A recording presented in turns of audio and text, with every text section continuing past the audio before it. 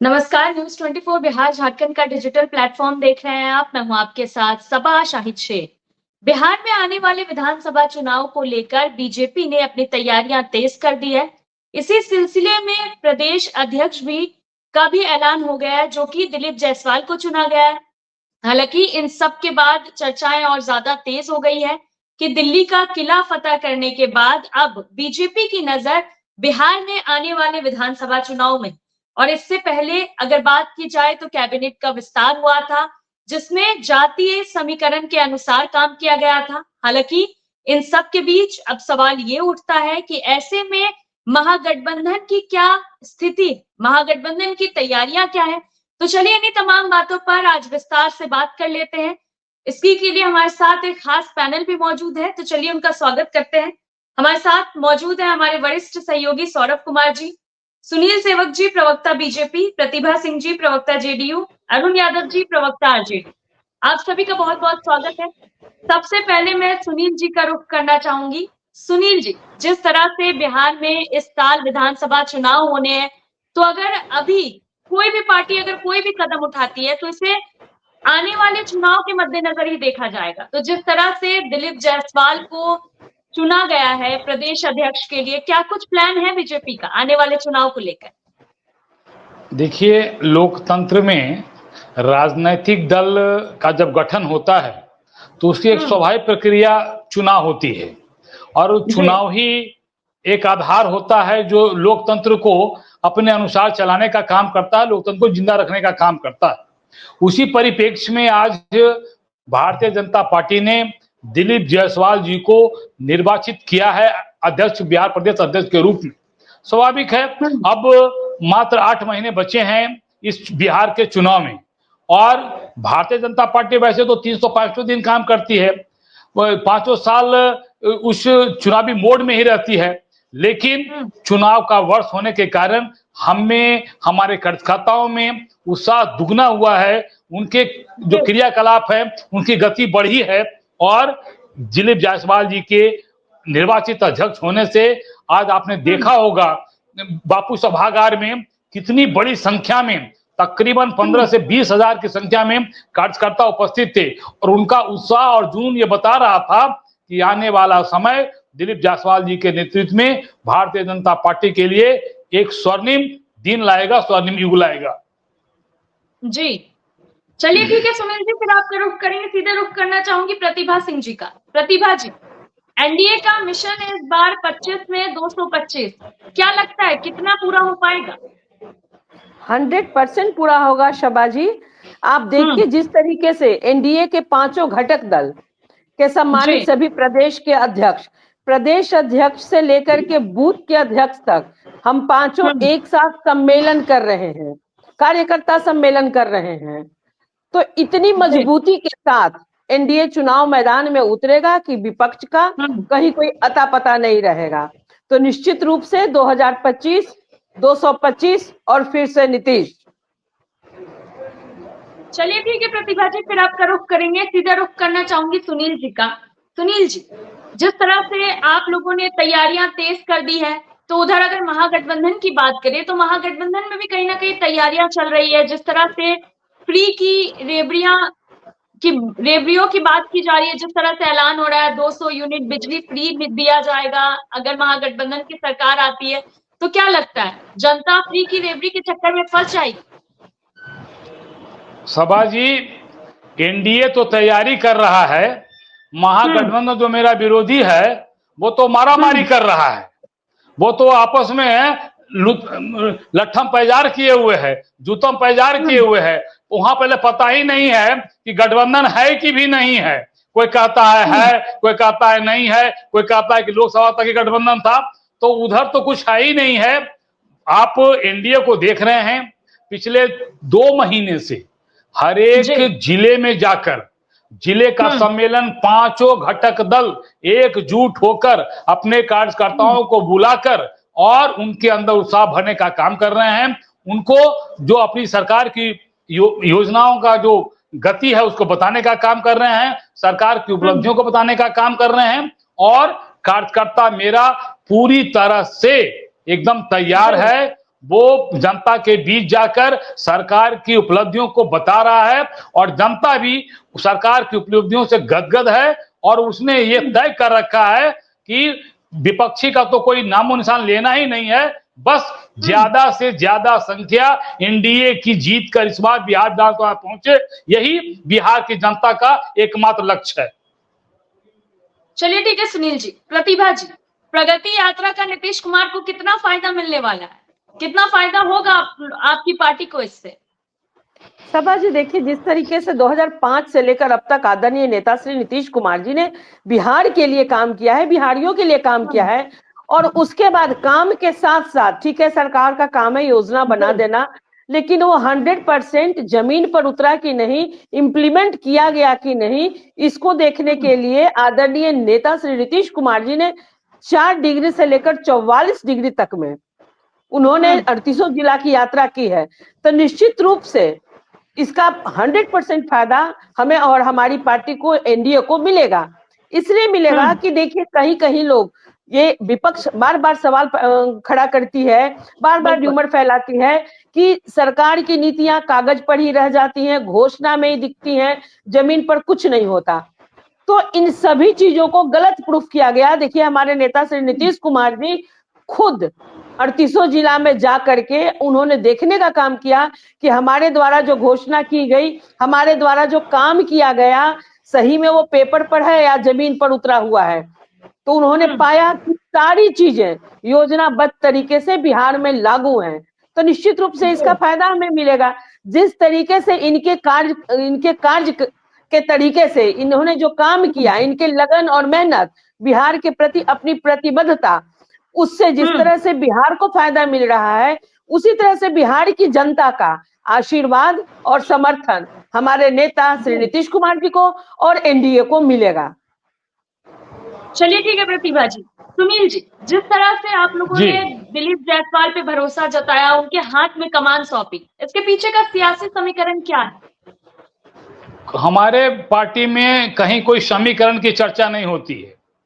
अपनी एक प्रक्रिया है, उस प्रक्रिया के तहत जब जिनको मौका मिलता है वो अपना कार्य करते हैं और यही मौका ही दिलीप जायसवाल जी को मिला है। वो लगातार लंबे समय से पार्टी के कार्य करता रहे हैं, विभिन्न पदों पर काम करते रहे हैं और आज बिहार प्रदेश के अध्यक्ष के दायित्व में आए हैं। स्वाभाविक रूप से वो हमारे यहाँ जो भी प्रक्रिया तय होती है वो सारी प्रक्रिया अपने कार्यों के आधार पे होती है, संगठन के आधार पे होती है और उसी आधार पे दिलीप जी की आज ताजपोशी हुई है और तय है कि यही जो हमारा नेतृत्व है, एनडीए का नेतृत्व है, ये दोनों मिलकर हम सत्ता की बुलंदियों तक पहुंचेंगे, बिहार में एक बार पुनः अपनी सरकार, एनडीए की सरकार बनाएंगे। चलिए ठीक है सुनील जी। प्रतिभा जी, जिस तरह से अगर महागठबंधन की बात करें विपक्ष की, तो विपक्ष बार बार सवाल उठाते रहा है कि जेडीयू ने कुछ नहीं किया, कानून व्यवस्था के हालात देख लीजिए, शराबबंदी की जमीनी हकीकत क्या है वो देख लीजिए, और अब ऐसे में जब वो भी प्रचार प्रसार में लगे हैं, अपनी बातें रख रहे हैं, तो क्या लग रहा है जनता क्या उनकी बातों में आ जाएगी? शबा जी, सबसे पहली बात तो लाख वायदे कर ले जनता से, जनता उनके बातों में आने वाली नहीं है, क्योंकि उन्होंने उनके माता पिता के शासनकाल में जो अमिट छाप उस बुराई के लिए उन्होंने जो छोड़ी है, बिहार की जनता उसे कभी भूलेगी नहीं। और वो लाख वायदे कर ले जनता से, जनता उनके बातों में आने वाली नहीं है। अब देखिए ना, एक तरफ बिना सिर पैर का कुछ भी कहने वाले लोग और एक तरफ घोषणा नहीं बल्कि काम करके दिखाने वाले लोग। तो जनता बेवकूफ नहीं है ना। जनता अपने हितों की रक्षा के लिए, अपने बच्चों के बेहतर भविष्य के लिए, देश की तरक्की और प्रगति के लिए जनता उस सरकार को चुनेगी जो निरंतरता से बिहार को आगे बढ़ा रहा है। तो जनता उनकी बातों में आने वाले, ठीक है वो राजनीति करते हैं, वो जनता से वायदे करे, लेकिन मुझे पूरा विश्वास है जनता कभी भी उनके बात में नहीं आती, और अगर आती तो 20 साल से जनता का आशीर्वाद आदरणीय नेता श्री नीतीश कुमार जी को नहीं मिल रहा होता। चलिए ठीक है प्रतिभा जी। प्रमोद सिन्हा जी भी हमारे साथ जुड़ चुके हैं, तो सीधे उनका रुख करते हैं। प्रमोद जी, जिस तरह से बीजेपी या एनडीए कह लीजिए पूरी फुल तैयारी में है, इस बीच महागठबंधन की क्या तैयारी आने वाले चुनाव को लेकर? देखिए सभा जी, जी आवाज मिल रही है मेरी? जी जी, आवाज आ रही है, बोलिए। देखिए महागठबंधन जो है पूरी तरह से तैयार है। कहीं कोई दिक्कत, कहीं कोई परेशानी नहीं है और हम जनता के बीच में जा रहे हैं। हमारे नेता जा रहे हैं, जनता के जो ज्वलन समस्याएं हैं उन तमाम समस्याओं को लेकर के, जन सरोकार के जो मुद्दे हैं उन तमाम मुद्दों को लेकर के हमारे नेता जनता के बीच जाने का काम।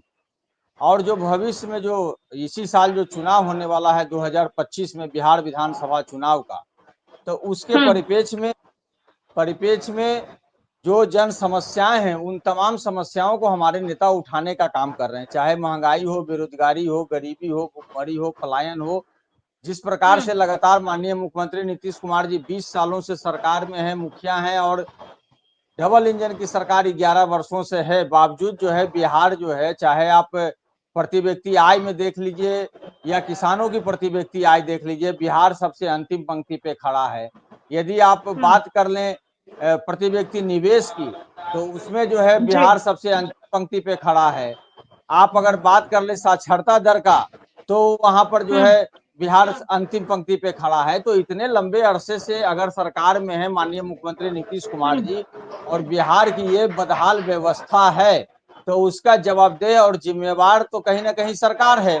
सरकार को जिन चीजों पर ध्यान देने की जरूरत थी वो कहीं ना कहीं उस पर असफल रही है और इसका कारण है कि बिहार की जनता जो है इस बार के चुनाव में उनको परिवर्तन करने का काम करेगी। आप देखिए सवा जी, मात्र 17 माह का हम लोगों को मौका मिला था सरकार में। महागठबंधन की सरकार बनी थी 2020 बिहार विधानसभा चुनाव के पहले बिहार में 4.5 लाख रिक्त पद पड़े हुए थे। उसके पहले जो भी बहालियां हुई वो नियोजन के आधार पर और संविदा के आधार पर होती थी। लेकिन हमारे नेता आदरणीय तेजस्वी प्रसाद यादव जी ने कहा था उस समय कि जब हम सरकार में आएंगे तो हम 10 लाख सरकारी नौकरी देने का काम करेंगे और आईटी पॉलिसी, स्पोर्ट्स पॉलिसी लाने का काम करेंगे। लेकिन संजोग से उस समय 12,000 वोट का अंतर रह गया था। हम लोग सरकार नहीं 2020 में बना पाए, लेकिन 2022 में हम लोगों ने सरकार बनाया, महागठबंधन में शामिल हुए और उसके बाद त्वरित गति से सरकारी नौकरी देने का काम किए। 5 लाख से अधिक सरकारी नौकरी देने का काम किए। 3.5 लाख नौकरियां प्रक्रियाधीन करके हम लोग आए। IT policy, tourism policy, sports policy लाने का काम किए। जातीय गणना करा करके आरक्षण के दायरा को बढ़ाने का काम किया। यही भारतीय जनता पार्टी के नेता कहते थे कि अब तो भगवान भी आ जाएंगे धरती पर, तो नियोजित शिक्षकों को समान राज्यकर्मी का दर्जा नहीं मिल पाएगा। लेकिन उसी 17 माह में हमने उनको भी राज्यकर्मी का दर्जा देने का काम किया। तमाम जो स्वयंसेवी संगठन थे उनको हमने वेतनमान में वृद्धि करने का काम किया। तो ये मिशन 60, मिशन बुनियाद, मिशन परिवर्तन के तहत हम लोगों ने काम करने का काम किया। तो ये 17 माह में हम लोग ने करके दिखलाया। जो हमारे नेता कहते थे 2020 के में जो कमिटमेंट किए थे बिहार की जनता से, उन्होंने उसको उस पर पूरा करने के दिशा में आगे बढ़े। मात्र 17 माह में जो हमारी उपलब्धियां रही हैं, तो उन उपलब्धियों के बल पर हम जनता के बीच में जा रहे हैं। और अभी वर्तमान में जो जन समस्याएं हैं, आप देखिए हमारे नेता महंगाई से निजात दिलाने के लिए माई बहन मान योजना के तहत 2500 रुपया प्रत्येक महिला के खाता में देने की बात कर रहे हैं। सबसे महंगी बिजली बिहार में है, उसको लेकर के हमारे नेता ने घोषणा किया है कि 200 यूनिट बिजली फ्री कर देंगे जब हमारी सरकार बनेगी। गैस सिलेंडर 500 रुपया में देने की बात कही गई है। तो ये सारी जो चीजें हैं ये महंगाई के दृष्टिकोण में कही गई है। बाकी अन्य जो मुद्दे हैं, चाहे सीमांचल डेवलपमेंट अथॉरिटी की बात हो, मिथिलांचल डेवलपमेंट अथॉरिटी की बात हो, हमारे नेता ने कहा है युवाओं, जो बेरोजगार युवा हैं, नौकरी के लिए या जो एग्जाम देने के लिए एक जगह से दूसरे जगह पे जाते हैं, तो उनके लिए उनके गंतव्य तक पहुंचने के लिए जो है उनको भत्ता दिया जाएगा। ये हमारी सरकार बनने पर ये सब काम किया जाएगा। तो हम तो अपने विजन के साथ, अपने दृढ़ निश्चय, इच्छा शक्ति के साथ और जनता के ज्वलन समस्याओं को लेकर के जनता के बीच जाने का काम कर रहे हैं। तो निसंदेह जनता जो है, जब 2020 में मात्र 12,000 वोट का अंतर रहा था, इस बार वो अंतर खत्म हो जाएगा और भारी मतों से जनता अपना आशीर्वाद हमारे नेता तेजस्वी प्रसाद यादव जी को देने का काम करेगी और अगले मुख्यमंत्री के रूप में तेजस्वी जी आएंगे। चलिए ठीक है प्रमोद सिन्हा जी। प्रतिभा जी, 17 महीने में तो बहुत कुछ हो गया। आप लोगों ने फिर क्या किया? 17 महीने में नौकरी भी मिल गया, 17 महीने में टीचर्स का भी भला हो गया।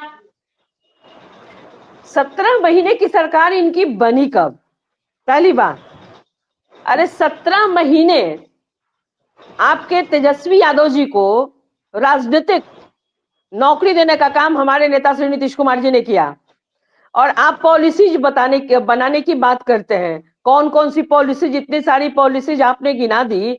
आपको बिहार की जनता जानती है कि 7 निश्चय पार्ट 1 और पार्ट 2 के तहत ये सारे काम सरकार के द्वारा प्रायोजित थे, और माननीय मुख्यमंत्री श्री नीतीश कुमार जी के विजन के कारण इन सभी कार्यों को क्रियान्वित किया जा रहा था।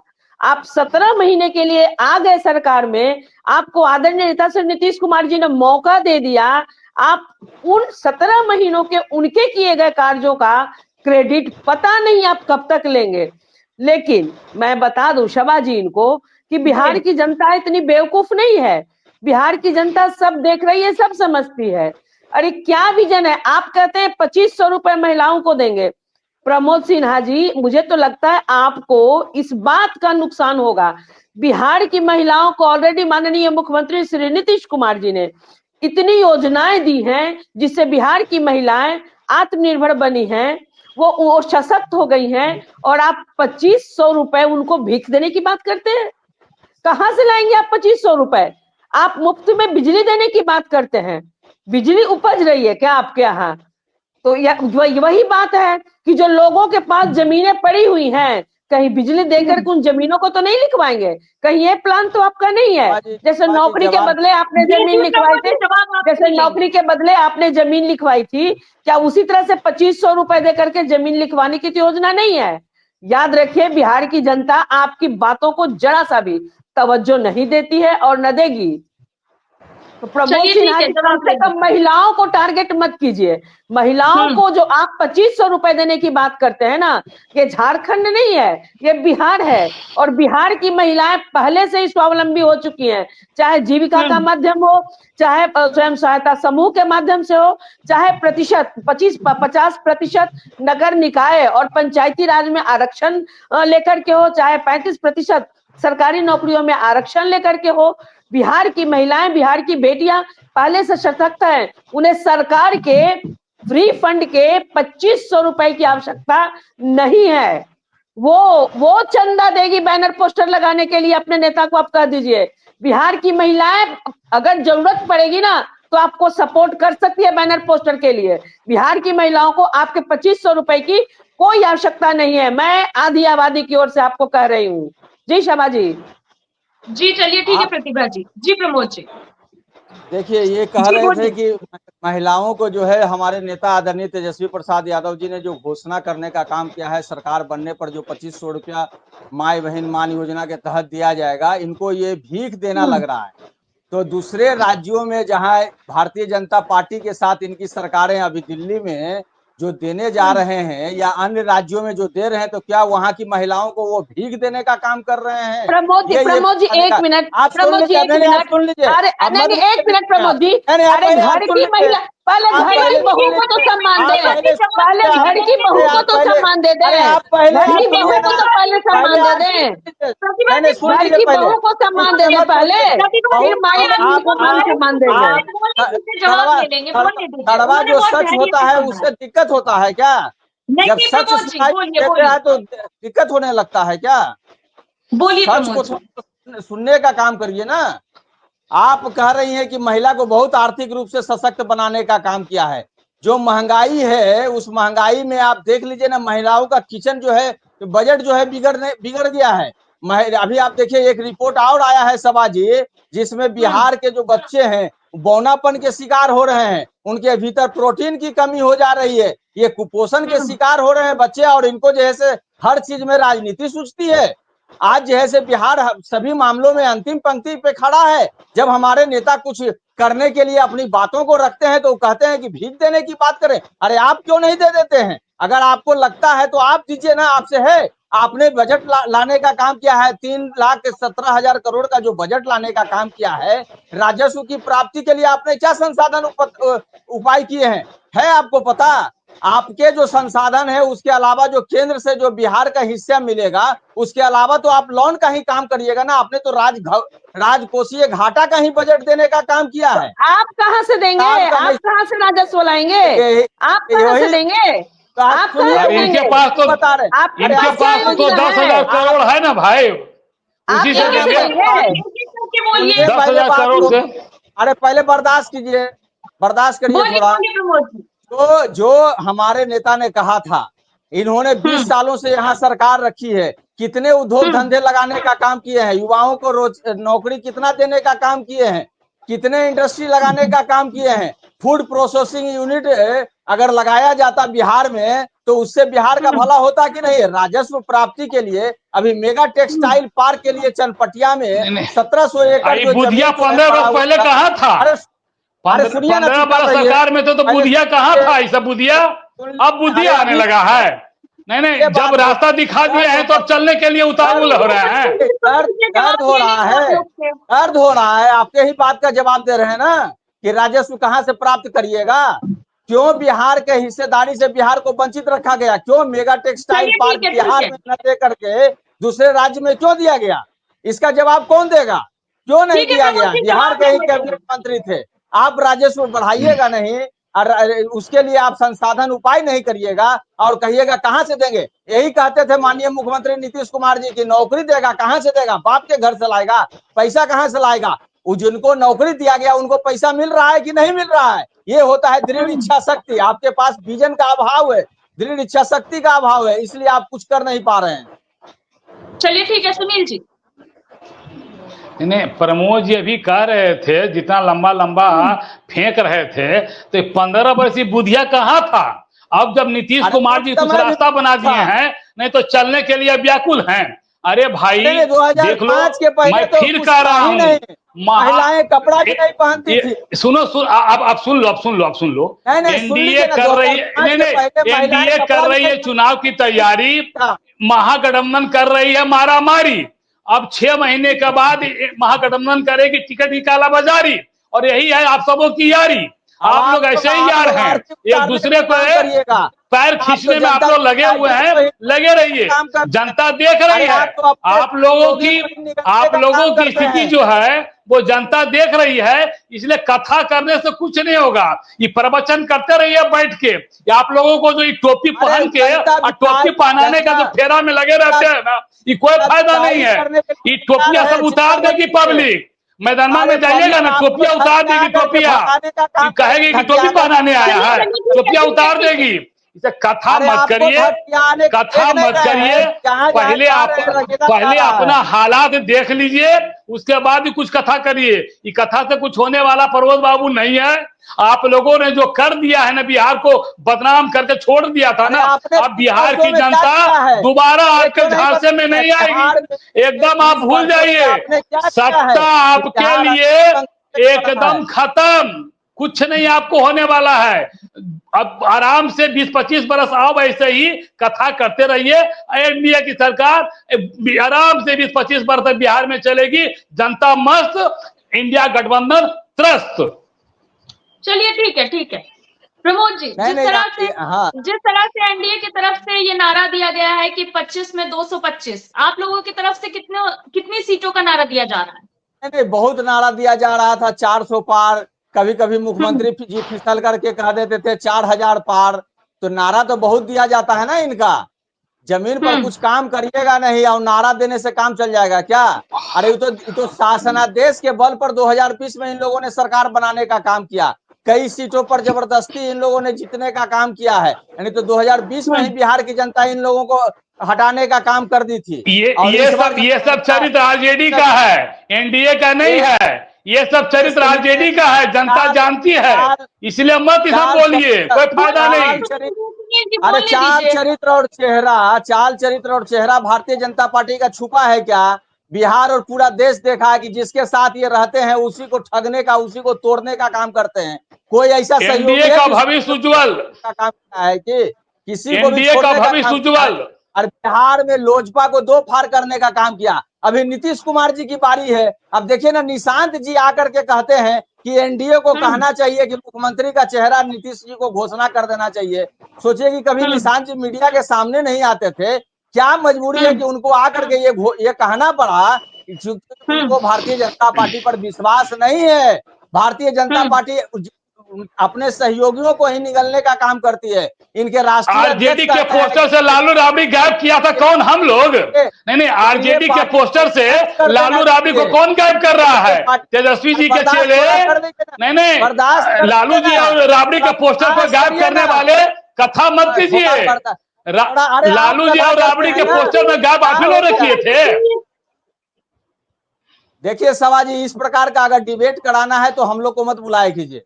नहीं प्रमोद जी, आप तो पूरी गंभीरता से या तो सुनिए, ऐसा मत बोलिए। मैं बीच में हमेशा टोक रही हूं।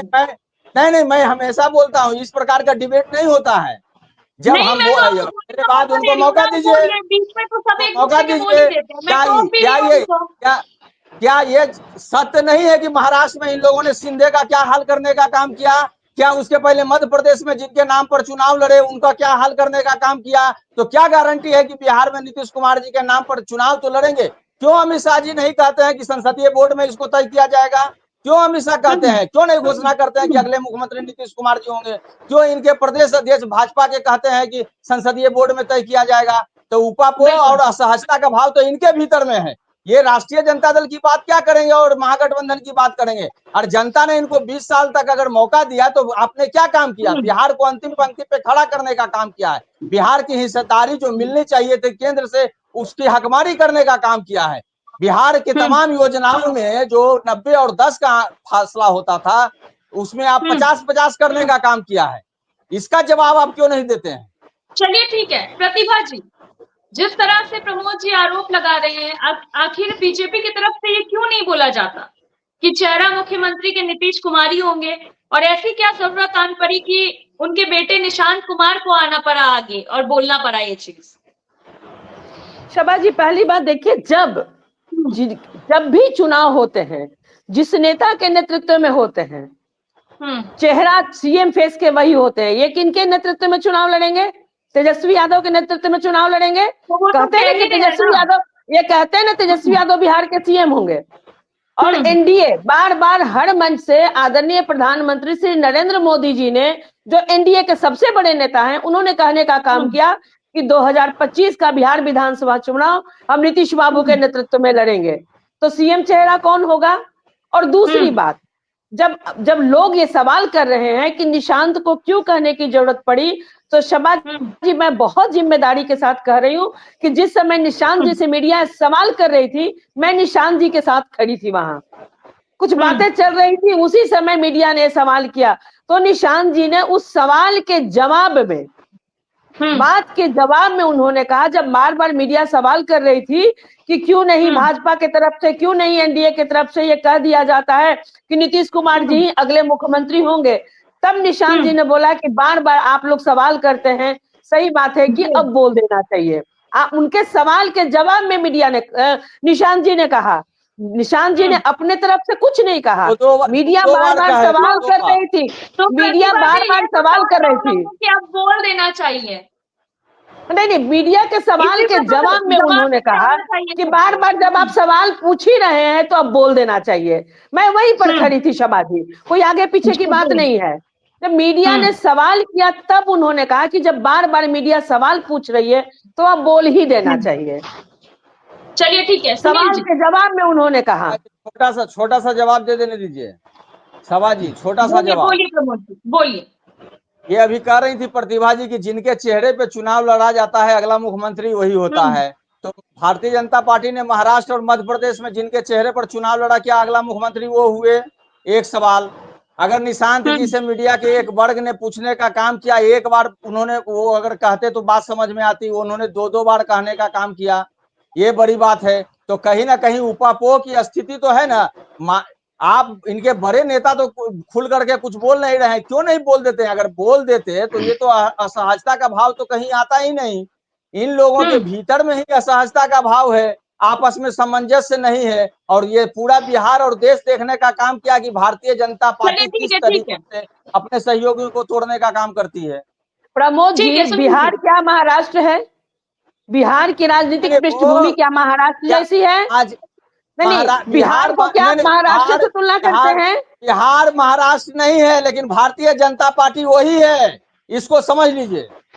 प्रमोद जी, मुझे तो लगता है ना, मेरी आप सलाह मानिए प्रमोद जी, आप अपने चुनाव की तैयारी कर लीजिए। हम लोग एकदम ठीक हैं, हम लोग इंटैक्ट हैं, हम इंटैक्ट हैं और हम बहुत मजबूती के साथ खड़े हैं एक दूसरे के साथ, हम बहुत मजबूती से एक दूसरे के साथ खड़े हैं और हम जनता के ज्वलंत मुद्दों को आज तक समाधान करते आए हैं और जनता का पूर्ण विश्वास है और जनता का पूरा आशीर्वाद हमें मिल रहा है। अगर समाधान किए होते तो आज 3 करोड़ लोग बिहार से पलायन नहीं किए होते, ये आप समझ। अरे वो तो पलायन के जिम्मेवार आप है ना, आप ही पलायन के जिम्मेवार। पलायन का बीज किसने बोया था? पलायन के लिए मजबूर किसने किया था? पलायन के लिए मजबूर किसने किया था? प्रतिभा जी, समय की कमी है, बात समझिए। सुनील जी, देखिए, अभी आरजेडी के प्रवक्ता महोदय कुछ सत्यता दिखा रहे थे। इनको थोड़ा सा मैं पीछे ले जाता हूं। जिस समय इंडिया महागठबंधन बन रहा था, तो यही इन्हीं के नेता लालू प्रसाद जी ने क्या किया था, राहुल जो कहा था कि राहुल जी आप दुल्हा बन के आगे बढ़िए, हम आपके पीछे हैं, यही इनकी सत्यता थी। कुछ दिन के बाद क्या हुआ, तेजस्वी ने कहा कि गठबंधन तो केवल लोकसभा चुनाव के लिए है, यही इनकी सत्यता थी। उससे भी मन नहीं भरा तो लालू प्रसाद ने क्या कर दिया, हाँ ममता दी अब आगे बढ़िए, आप ही कम साथ हैं। तो ये क्षण क्षण अपना स्टैंड बदलने वाले ये सत्यता हम लोग को दिखा रहे हैं। इनकी सत्यता पर कौन भरोसा करता है? न इनके राष्ट्रीय अध्यक्ष पर कोई विश्वास करता है, न कोई इनके प्रांतीय अध्यक्ष पर विश्वास करता है, न इनके कोई पार्टी नेतृत्व पर विश्वास करता है। ये अपनी विश्वसनीयता जनता के बीच में खो चुके हैं, इनकी कोई क्रेडिबिलिटी नहीं है। ये ऐसे ही भटकेंगे, भटकते रहेंगे।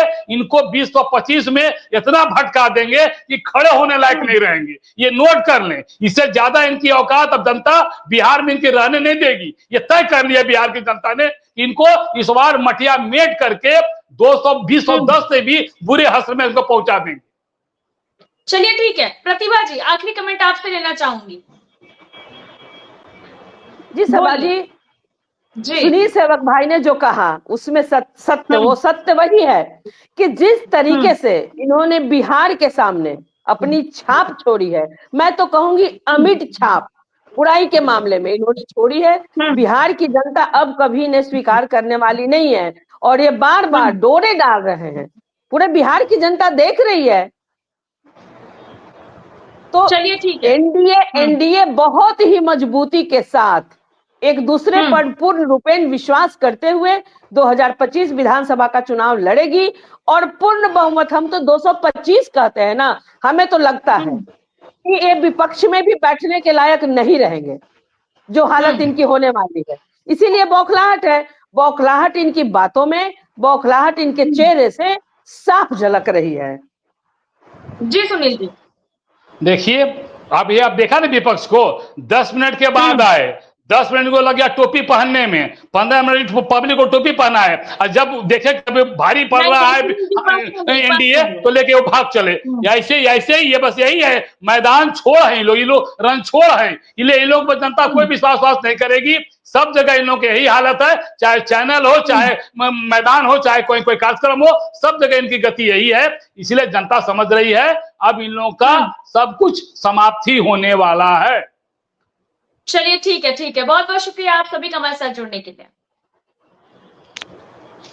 दरअसल अगर बात की जाए बिहार में आने वाले चुनाव की, तो आने वाले चुनाव को लेकर तैयारियां हर तरफ तेज है, अपनी अपनी रणनीति बनाई जा रही है और उस रणनीति में अभी से काम करना भी शुरू हो गया है।